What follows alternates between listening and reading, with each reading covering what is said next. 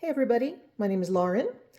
I wanted to see if anybody was interested in doing this little tutorial with me. So what I thought I would do is show you how I'm going to paint this hydrangea, which is just stamped on watercolor paper using waterproof ink. And I'm going to use three colors. I'm going to use Imperial Purple. I'm going to use Hansa Yellow Medium. And I'm going to use Cobalt Blue.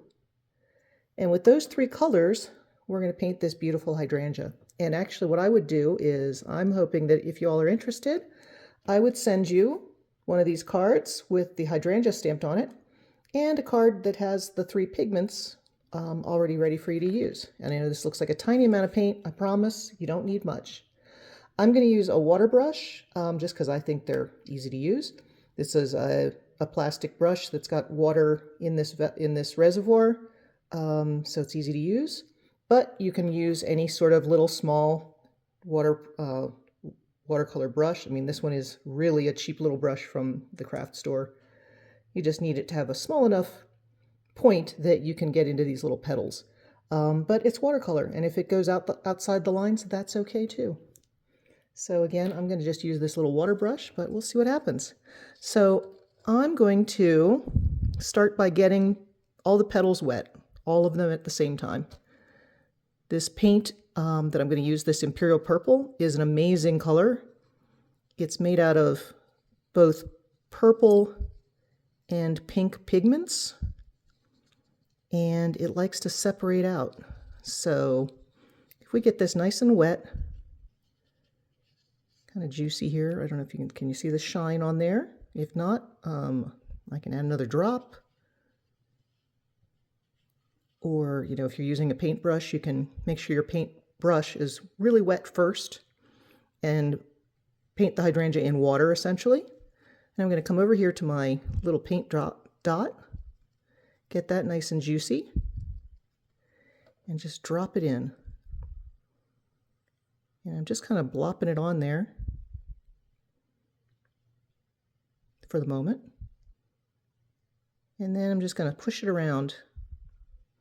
And again, if you were using a regular paintbrush,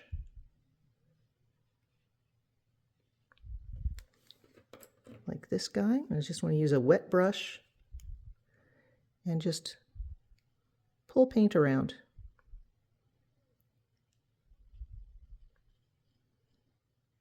And see, there's the little white petals. It's okay if you leave some white edges. You can grab a little more purple if I want to. If I imagine this flower, I'm guessing for mine that the light is coming from above it and shining down on the top of the flower. So I might want to put just a little more purple down here on the bottom.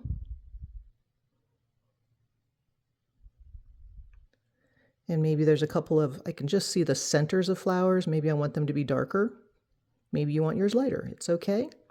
But all we're doing is just adding some color. I'm going to blot that off on a little bit of paper towel. And here comes, we're going to wait for the magic. I am just going to let this dry. So all I've done is painted it with a little bit of purple, nothing else yet. And let's let it dry and see what happens. Okay. So I gave this a few minutes to dry. Actually, I cheated and used a hairdryer because I wanted to go faster, but that's just me. And notice what this paint did. It's one color. I mean, one little dot of purple, and yet I've got pinks and blues. I don't know if you can see all of these really cool shades in here. I've got that little dot of dark purple where I put a spot, which is okay.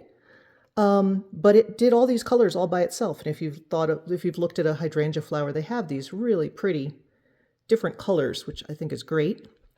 My water brush still has some of that purple on it. So I'm actually going to squeeze it a little bit to get a little more water out. And I'm actually going to add a little bit more of the purple, again, down near the bottom, where I think maybe the shadows would be. What else do I see? I can see sort of like some dark spots in the middle.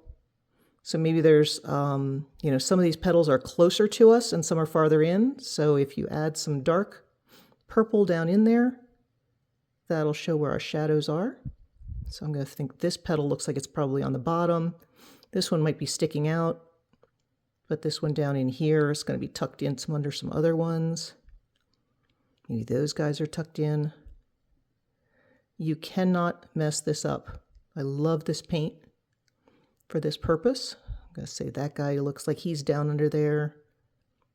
Maybe that one is.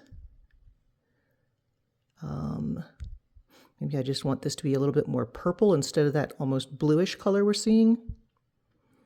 One of the things to not be afraid of is making things too dark, because without the shadows, if all your paint, all of your image is the same kind of darkness, if you will, it's going to be boring. You want some highlights and some lowlights, some dark parts, and that's what's going to really make your picture come alive. So here again is some darker purple I'm adding in. And I'm mostly focusing on the bottom because I'm kind of thinking that the top of this flower would be lighter than the bottom part. And maybe I feel like this upper part got too dark and I can't get it as light as I want. Another part about this paint, this particular pigment, is it's super easy to lift. So if you just kind of scrub it out with a damp brush and use a little corner of paper towel, you can pluck that color right off. So I can make it lighter up at the top where I think the sunlight would be hitting it. You can also do this with your wet brush. Wet that in some water and then again just kind of scrub that out. If you have a very dry brush, squeeze the water out and you can suck that water off. So you can make your highlights with this particular paint by doing that. And I am once again going to let this dry and we'll see what we end up with after our second pass with this Imperial purple. Okay, so now I've got the second pass with the colors, or with the Imperial purple, so I've made some shadows down underneath. If I feel like some of these are a little bit too, the edges are too sharp, you know, it used to be all nice and soft and fluffy, and now all of a sudden it's got a very sharp edge. Again, take your damp brush and just kind of soften that up a little bit. So this paint will bleed very easily. Sometimes you don't want that. If you were trying to do a botanical illustration and you want it to be perfect and you want every petal exactly the way you want it, this particular paint and this method would probably not work for you. But in my case, I just want the paint to move around and do fun stuff. And I want that pink and purple and blue to just kind of show up on its own. And I want it to be all the nice loose style. So see how I'm just kind of pushing it around. And again, this works exactly the same with a regular paintbrush. You just want to make sure it's damp. And you'll just push that paint around. There's a little white spot, and I don't want that, so I'm just going to scooch it. You can also, as you're moving paint around, some of it will stick to your brush, and you can come back up here and just sort of tap it in if this part got too white. Super simple. So I think this is starting to come to life, don't you? And maybe I want to push that around a little bit more. This one, I don't like that dark spot that formed in the center when I put the paint in, so I'm just going to scrub it out. Easy peasy.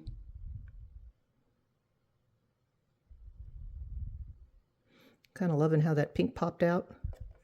There's a little bit, right now it's drying, but there's kind of a thing where the paint's sort of moving away from the water that was puddled down here. I kind of want a little bit more purple to come back in there, so I'm just using the tip of my brush.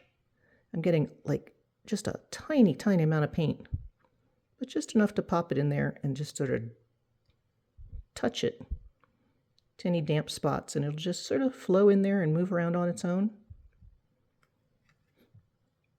And I feel like there ought to be a shadow somewhere in here, like a even darker spot. And one thing to be aware of is this paint will flow into any wet spots. So as you're doing this, you kind of want to make sure that in between stages it is completely dry, or it'll just start doing stuff that you didn't intend, which is okay too. Okay, I think I'm probably going to be happy with that for now. And I'm going to try going on to the our leaves. So I'm going to let this last time dry, and we'll see what we get for the next step. Okay, so that's feeling pretty good for my flower. Let's go on to some leaves and see what we get here. Again, I've still got the water brush, but what the heck. Let's switch over to a regular old paintbrush. Making sure it's just water, which it is. Again, I'm going to make it pretty wet. And I'm going to come over here, and this is where you really want to make sure that that purple is completely dry, because if it's not, this water will reactivate that purple. But I'm just going to go ahead and really quickly make all of these leaves wet. There's extra water up here, just scooch that around. But I want these really good and wet. And then with my wet brush, just going to touch that dot of paint, yellow paint. This is a very strong, vibrant yellow. Lauren, I don't want yellow leaves. Why are you making yellow leaves? Well, we'll see. We're just going to go ahead and put some bright yellow on here. And then blot that off. Give it a rinse. I don't really want that yellow, too much of that yellow stuck to my brush. A little bit's okay since we're just using these paint dots, but just to stay in a good habit of not contaminating your paint, I'm going to pick up that cobalt blue and add it to the Hansa yellow medium. And I'm going to kind of start by dropping it into the center of the leaf where that main vein would go down. Just kind of touching it to the paper. And again, let the paint kind of just move around, do what it wants to do. Up here, I'm going to put a little bit more blue up here in the shadowy area where it would be, I would assume it's going to be darker. And now I've got yellow and blue on here. That cobalt blue is a very strong color, so it's not quite as green as I might want right now. I'm just going to push it around a little bit with the yellow. And again, don't panic. It's going to look awesome. And we can fix it if we don't feel like it's enough. You know, if this is too blue for you. Again, we don't really care about contaminating our paint in this particular case. Start bringing in more yellow. And it's kind of bleeding out of the edge. I don't care. It's okay. It's watercolor. It's kind of the magic of watercolors that it does that kind of sliding around on the paper and doing its own thing. You know, if we wanted to do oil paints, we would do oil paints, but we're doing watercolors, so we can just let it do its own thing. You can also just go ahead and mix these on your card. Sort of have a better chance of, if you have a green you're shooting for, you could be able to see it rather than this where I'm just mixing it and seeing what it ends up doing to me or for me. And I didn't bother doing the stems yet because I want to do those in a less loose style. That's going to be dry on dry. And so I'm going to just leave it alone. All right, so again, let's just see what we end up with. If you do get some paint that bleeds out and it's really bothering you, you can kind of, again, sort of scrub it out.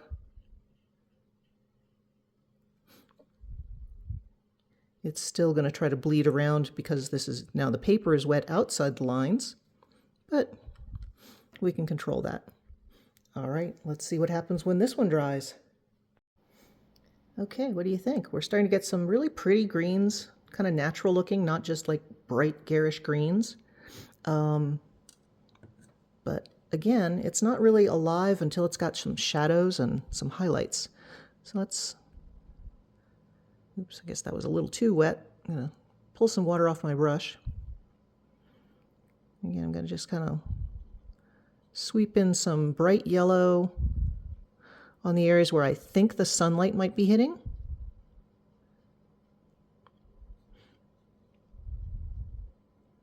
Down on this little tip of this leaf, I bet you the sunlight might hit there. Since this is light, what the heck, we'll assume that's sunlight. And then again, this wet brush, pick up some of that cobalt blue. And I accidentally got this pretty darn dry. You can see those little white patches there. That's because it's just a dry brush on dry paper. But we can fix that again, just quickly.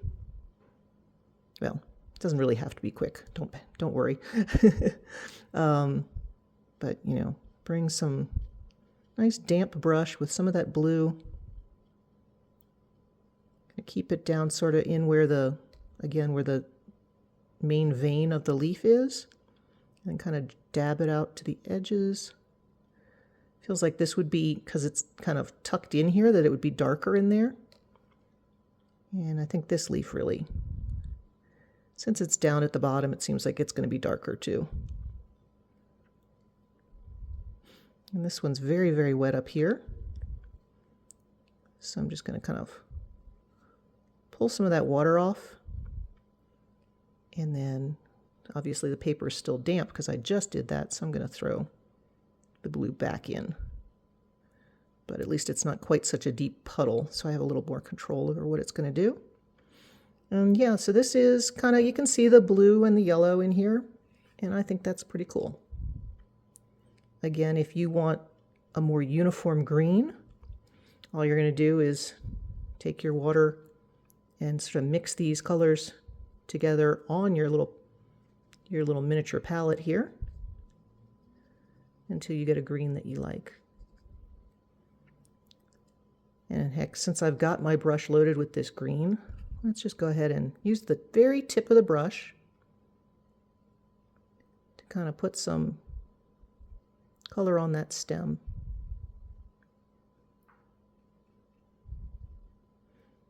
And it might pull some color around from the other areas, and that's okay. I'm going to blot my brush a little bit, and you know what I'm going to do? I'm going to let it dry and see what I have when I'm done. Okay, so what do you think? Is that too splotchy for you? Well, you know how to fix it. We just take our wet brush and change it. We can make the whole thing wet again.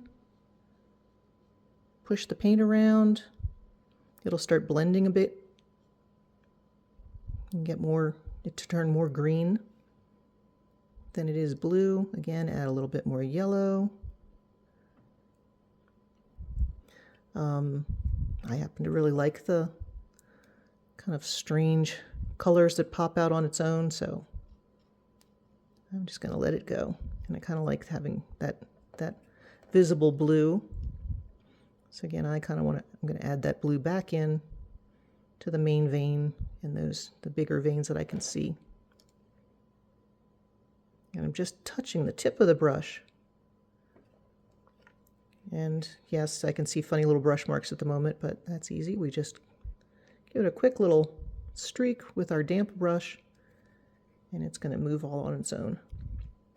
And let's see, I have the petal, or the stem, like I said, I just started with that last pass. My brush got a little kind of wonky here.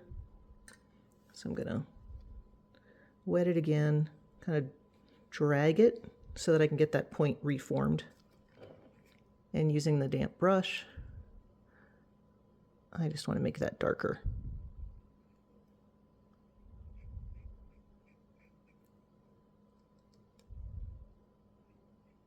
And this is just the slightest bit damp this time, not a big wet brush, or else I won't be able to make straight distinct lines. And in looking at my flower, I mean, I kind of think I'm almost done, but I feel like this part right in here is just a little, like, one note. So it's a little dull there. I can do either some more of this purple and just sort of dot that in to kind of accent some shadows. Or if you wanted to, you can add blue. I'm going to not add the blue right now because I'm liking what this particular Imperial purple is doing all by itself, but you can experiment. Again, I'm going to kind of loosen that one up because it just looks a little too harsh, like the edges are too sharp right there.